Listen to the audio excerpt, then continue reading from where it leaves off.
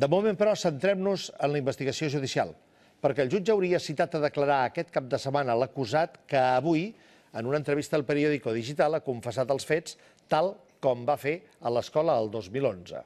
Als jutjats, de moment, hi ha 4 denúncies i, malgrat tot l'enrenou i els que diuen que també s'hi sumaran, de moment, pel jutge, només valen aquestes 4, Miquel. Bona nit. Sí, només poden investigar les que s'han presentat aquest any, perquè la primera, la del 2011, es va arxivar. La va presentar Pere Ferrer, llavors vicari provincial dels Germans Maristes, a instàncies de la família d'un menor que hauria patit abusos per part del professor d'Educació Física. El cas, com dèiem, va quedar en un calaix perquè la víctima no va ratificar la denúncia. A la Fiscalia li han plogut les crítiques i ha hagut de justificar l'arxivament amb aquest comunicat. Confirmen que el col·legi va denunciar els fets a la Fiscalia de Menors. Com que el denunciat era adult, el cas va passar a un jutjat d'instrucció, que agafant-se el fet que el centre va apartar el professor, va concloure que no hi havia cap risc per al menor i va arxivar la causa. Fonts judicials asseguren que per la naturalesa del delicte la justícia podria haver investigat si hi havia més víctimes, però això no es va fer mai.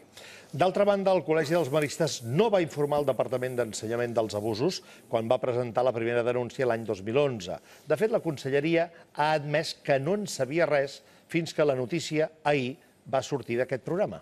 Exacte, el cas és que si un centre detecta un cas d'abusos sexuals, només està obligat a comunicar-ho a la Fiscalia o als Mossos, però no a Ensenyament.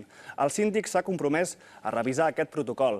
El fet que l'acusat treballés amb nens durant l'estiu passat a l'Alt Empordà com a socorrista i monitor d'esports fa evident que alguna cosa ha fallat. El Consorci d'Educació també ha obert un expedient informatiu. El Col·legi dels Maristes, per la seva banda, ha rebutjat fer declaracions per a aquest programa i ens remeten al comunicat d'ahir, en el qual expliquen que el 2011 es van desvincular del professor. Per cert, el sospitós es va acomiadar dels alumnes amb aquest cartell. Els va dir que agafava la baixa definitiva per motius personals, que els estimava i que mai els oblidaria. Al centre intenten seguir amb el dia a dia, però es fa complicat. Avui s'han trobat aquestes pintades a la façana, en què els acusen de culpables. El col·legi les ha tapat de seguida.